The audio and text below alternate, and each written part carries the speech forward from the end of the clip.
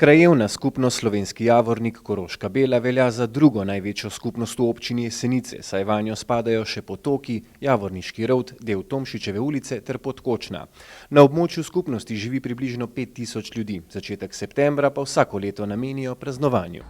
Prireditve ob našem prazniku so tradicionalne. Prvi teden v septembru vedno počastimo spomin na talce, ki so jih na tem mestu ustrelili med vojno, in prva taka zadeva je, da skupaj z Zvezo združenj borcev za ohranjanje tradicij narodno-osvobodilne borbe položimo tukaj v parku venček.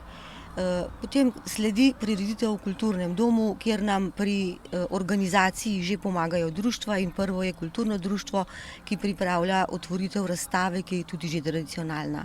Praznik vsako leto mine ob bogatem programu, ki ga pripravijo v sodelovanju z društvi, kot sta Pihalni orkester Jesenice Kranjska Gora ter folklorna skupina Triglav. Tudi letos jim je uspelo pripraviti pisano paleto dogodkov.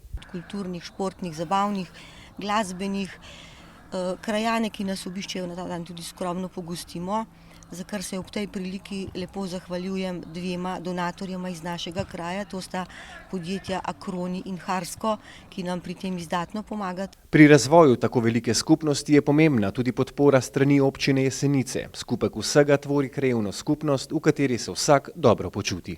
Ponosna sem vedno na svoj kraj, predvsem pa takrat, kadar kakšen projekt izpeljemo. In eden največjih, ki nam je sedaj uspel, je ureditev Trebeža. To je bila resnično črna pika v našem kraju že leta in leta. Zato smo zelo veseli tega.